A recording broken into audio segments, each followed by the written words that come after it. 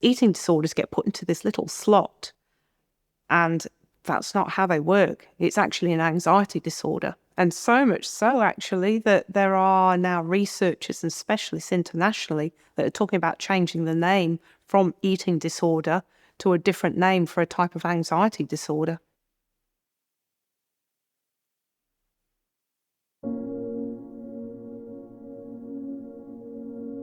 There's a comorbidity between anxiety disorders and eating disorders.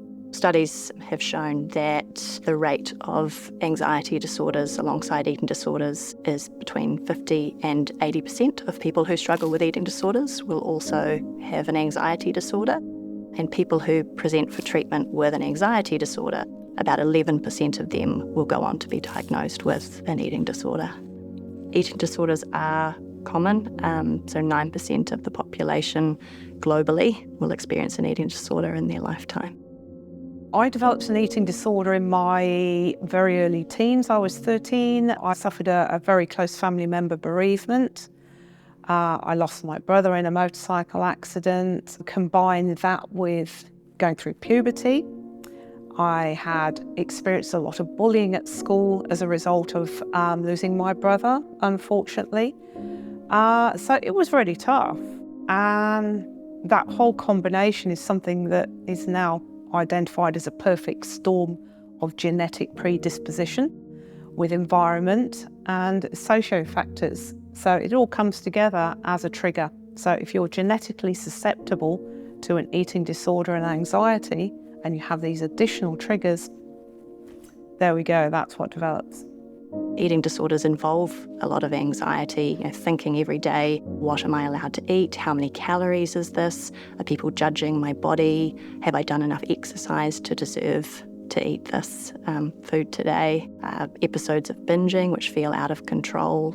So yeah, anxiety is a real feature of eating disorders. We have binge eating disorder where anxiety is massive, absolutely huge. And binge eating disorder has got the highest prevalence of all types of eating disorders. Yet we have very little recognition. We hear about the classic eating disorders like anorexia nervosa or bulimia, but we hear very little about support and treatment for binge eating disorder, where you're certainly up around 80% of people with anxiety, general anxiety disorder, PTSD, obsessive compulsive disorders, all intertwined with these eating disorders. The biggest trigger for binging is hunger. It's not emotional eating, it's actually being physiologically hungry. And so dieting actually makes people vulnerable to developing binging. And what you want to support the person to do is to normalise their eating. So to make sure that they're having adequate intake, that they're eating regularly, so no fasting during the day, and having a variety of foods. And that needs to include fun foods as well. We have to be able to have McDonald's and, have birthday cake with our friends and things like that. When somebody is really ill with an eating disorder, talk therapy isn't generally particularly effective. There is quite a focus on nutritional rehabilitation. That's working with someone to re-establish their eating patterns and to address that malnutrition, to stop that constant driving and rolling of anxiety. It's relentless. The very first thing we address is any restriction. We have to get rid of food restriction and make sure that the person is eating adequately with a variety of foods and eating regularly during the day. If restriction is present, then we really need to look closely at that and overcome that first, because you can't target emotional eating if you're physically hungry. Physical hunger is always going to win. You're always going to end up eating that food because it's your body's mechanism for survival. Bodies don't like being starved.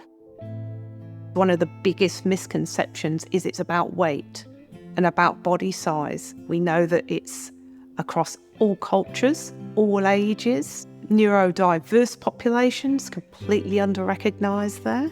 There is growing research now that a lot of cultures are really seriously affected at either end. Because of the diversity in people's genetics, people might completely fly under the radar as having an eating disorder. It's harder for people who are in marginalised bodies to be able to recover in our culture, which really focuses on thin bodies as being the ideal.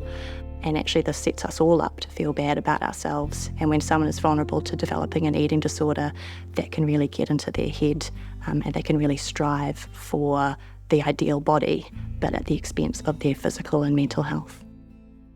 The best kind of support is really recognition and making sure people are aware of what is current best practice information.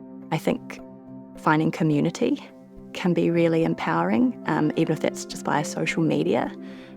Social media, there can be harmful things about it, but with the right communities we can really connect and help to feel understood by someone who is going through something similar. I think people who haven't been through disordered eating sometimes find it hard to understand, like they might say, why can't you just eat? When actually that's the hardest thing in the world to do.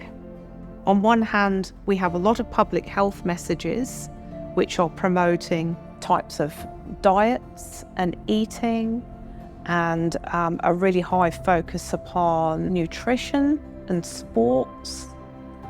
But there is also a lot of information out there that's growing in recognition that some of this might not be the best for some people.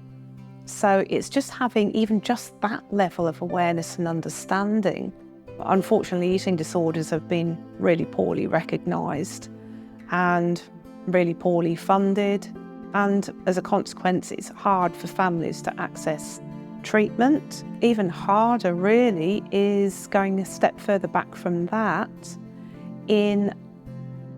We don't like to talk about prevention, but certainly stepping in very early on when there's somebody who's identified as at risk of developing one, we could be doing an awful lot more.